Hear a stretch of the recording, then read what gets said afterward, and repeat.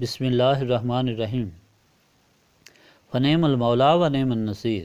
رب اشرح لی صدری ویسر لی امری واحلل عقدۃ من لسانی یفقہوا قولی۔ اللہم صلی علی سیدنا محمد وعلی آل سیدنا محمد وعلی صحابہ وعلی ازواجہ اجمعین وبارک وسلم وصلی علیہ۔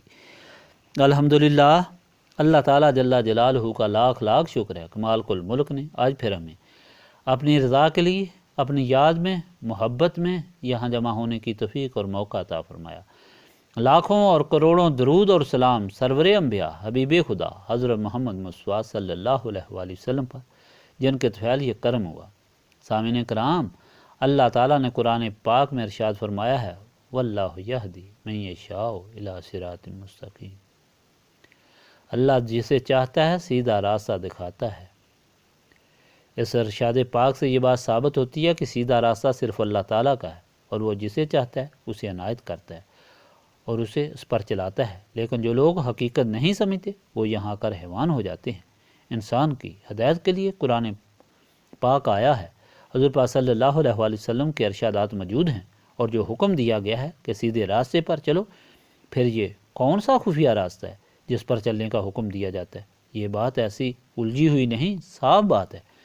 یہ راستہ تو اللہ تعالیٰ نے 1,24,000 پیغمبروں کے ذریعے دکھایا ہے، آسمانی کتب کے ذریعے، اور پھر سب سے بڑی اور آخری مکمل ہدایت قرآن پاک بھی، جو حضور پاک صلی اللہ علیہ وآلہ وسلم کے ذریعے آ چکی ہے، جس کی تشریح حضور پاک صلی اللہ علیہ وآلہ وسلم نے اس طرح کی ہے کہ کوئی چیز باقی نہیں چھوڑی گئی، مگر اس راستے پر رضا الہی صرف وہی حاصل کر سکتا ہے جس کو اللہ تعالیٰ چاہے، جس کے دل میں ڈر اور خوف ہو۔ جو ڈر اور خوف سے بے نیاز ہو جائے، اس کے دل و دماغ، آنکھوں کا کانوں پر مہر لگ جاتی ہے، اور وہ باوجود ہونے کے انہیں نہیں پاتا، کیونکہ شیطان انسان کا دشمن ہے۔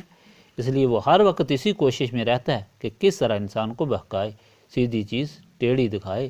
جو اس کی گرفت میں آ جاتے ہیں وہ اس مرض میں مبتلا ہو کر واصل جہنم ہوتے ہیں، اور جو اللہ تعالیٰ کے فضل میں ہوتے ہیں ان پر شیطان کا زور نہیں چلتا۔ اچھے اچھے لوگوں میں بھی خیال باطل پیدا کر کے شیطان نے انہیں گمراہ کر دیا، اور وہ قرآن اور حدیث کے سبق کو بھول گئے اور انہوں نے اپنا ہی دین بنا لیا۔ حضرت جنید بغدادی کی خدمت میں ایک شخص نے شرف بیعت حاصل کیا اور بڑی جلدی اپنے عروج کا طالب ہوا۔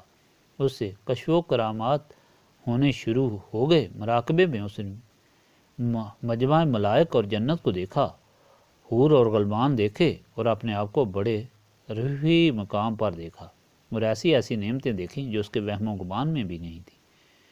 چانچہ اس نے ایک مرتبہ حضرت جنید بغدادی سے اوپر خیال کر لیا اور اپنے مرشد کی تابعداری اور پرواہ چھوڑ دی، خود ہی کامل بن گیا، مخلوق خدا کا اس کی طرف رجوع ہو گیا اور بہت مشہور ولی بن گیا۔ حضرت جنید بغدادی کو یہ خبر پہنچی کہ آپ کا فلاں مرید تو آسمان پر اڑ رہا ہے، اس کی بہت عزت ہو گئی ہے اور وہ اپنے آپ کو ہی سب سے اونچا سمجھتا ہے، اس لیے حاضر نہیں ہوا۔ حضرت نے سرداب بھری اور خاموشی اختیار کی۔ جب یہ خبر اس شخص کو پہنچی تو اس نے سمجھ لیا کہ حضرت میری عزت اور رتبہ کو دیکھ کر جل گئے اور حسد کر رہے ہیں۔ اتفاق سے کچھ عرصہ بعد ایک دعوت میں دونوں اکٹھے ہوئے۔ جب رخصت ہونے لگے تو حضرت جنید نے اس کا ہاتھ پکڑ لیا اور فرمایا کہ تو بے شک اپنی ترقی اور عزت پر خوش رہ، لیکن میری ایک بات مان لے، اس سے تجھے بہت فائدہ پہنچے گا۔ اس نے کہا کہ کیا؟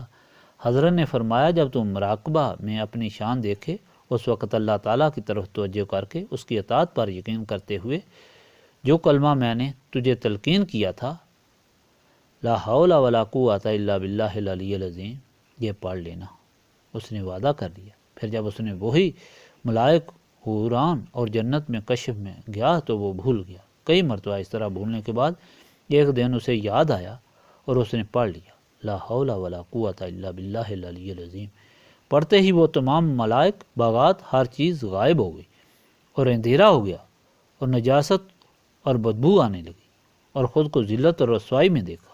سمجھ گیا کہ شیطانی حملہ تھا، اپنے شیخ سے دور رکھنے کے لیے تھا۔ فوراً دوبارہ حاضر ہوا، دوبارہ بیعت ہوا اور توبہ کی۔ حاضرین مجلس، آپ بھی دیکھ لیں، ایسے بے شمار لوگ آپ نے دیکھے ہوں گے جو دنیاوی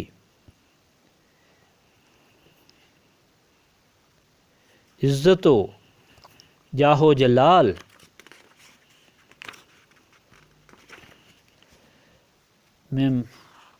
میں مصروف تھے، دوست بے شمار، عزت بے شمار، مگر جب آپ غور سے دیکھیں تو حضور پاک صلی اللہ علیہ وآلہ وسلم کے فرمان سے بالکل الگ ہوں گے اور ان کی غلامی کا وعدہ جھوٹا ہوگا۔ ایسے لوگوں کو شیطان کا شکار سمجھنا چاہیے اور خود ایسے شکار ہونے سے بچنے کے لیے اللہ تعالیٰ کے فضل کا ملتجی رہنا چاہیے، جو صرف اللہ تعالیٰ کی یاد سے حاصل ہوتا ہے، جو اس محفل کی غرض و غایت ہے۔ اب شروع کریں۔ بسم اللہ الرحمن الرحیم۔